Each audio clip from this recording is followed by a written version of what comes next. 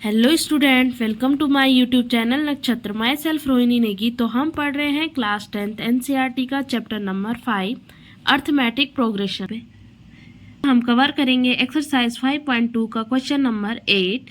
N AP consist 50 term of which third term is 12 and last term is 106। Find the 29th term. कोई AP है जिसमें 50 term है, ठीक है। उस एपी का तीसरा टर्म गिवन है 12 और उसका लास्ट टर्म गिवन है आपको 106।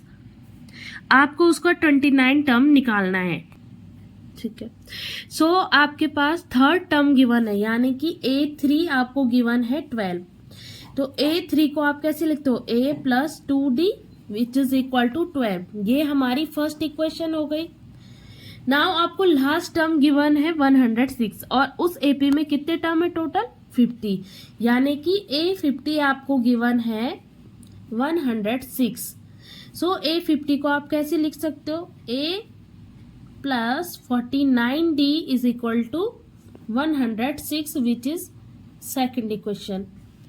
नाउ हम सब्ट्रैक्ट करेंगे, तो सब्ट्रैक्ट करेंगे इक्वेशन 1 एंड सेकंड को। तो ऊपर मैंने सेकंड इक्वेशन लिखी और नीचे फर्स्ट इक्वेशन। सो ए से ए कैंसिल हो जाएगा, 49 में 2 गए तो कितना बचेगा? 47 डी इज इक्वल, और 106 में 12 माइनस हुआ तो बचा 94 D. So D is equal to 94 upon 47 and 47 two जा 94। डी की जो वैल्यू आई वो हमारे पास कितनी आई? 2 आ गई। अब इस डी की वैल्यू को इक्वेशन 1 में लिखेंगे, पुट करेंगे तो लिखेंगे हम a plus 2d equal to 12, ठीक है। अब a इज इक्वल टू क्या हो जाएगा? 12 माइनस 2 इंटू डी। डी की वैल्यू है 2। So a is equal to 12 minus 4 is equal to 8। a की वैल्यू कितनी आ गई हमारे पास? 8 आ गई। हमें A29 फाइंड करना है।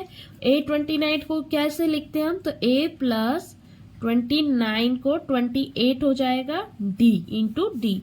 सो A की वैल्यू हमारे पास 8 प्लस 28 इंटू डी है हमारे पास 2 which is equal to 8 plus 28 two जा 56 इज इक्वल टू 56 में 8 0 64, यानी कि जो हमारी A29 टर्म है वो हमारे पास कितनी आई? 64।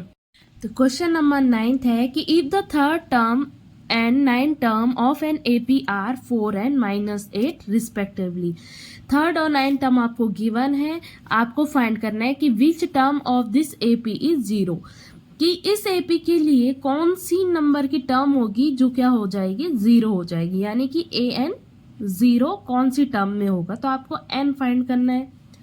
सो गिवन है A3 is equal to 4 and A9 is equal to -8।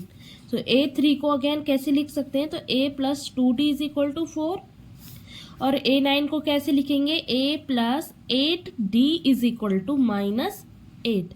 Again हम क्या करेंगे? इक्वेशन बनाएंगे और इन दोनों इक्वेशनों को सब्ट्रैक्ट करेंगे।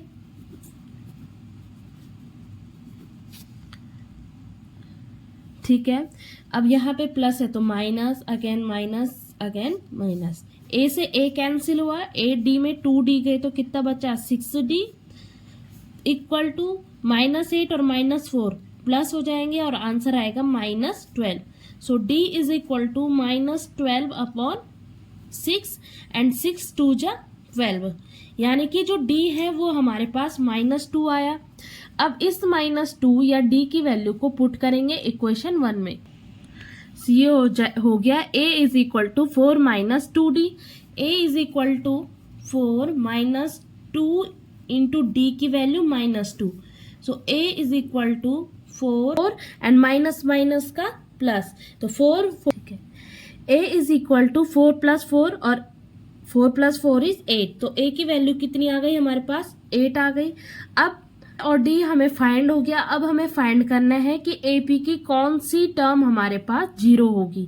AN गिवन है, ठीक है। तो AN इज इक्वल टू क्या होता है? A plus n minus 1 into D. A N हमारे पास 0 है, ए हमारे पास 8 है, n हमने फाइंड करना है और d हमारे पास -2 है। अब ये 8 दूसरी साइड जाएगा तो माइनस हो जाएगा, is equal to n minus 1। अब देखो यहाँ -2 इंटू में है, दूसरी साइड जाएगा तो डिवाइड, माइनस से माइनस कैंसिल, 2 4 जा 8। So n minus 1 is equal to 4 और n is equal to 4 plus 1 which is equal to 5, यानी कि 5वें नंबर की टर्म हमारे पास 0 आएगी। So thank you, do like, subscribe and share.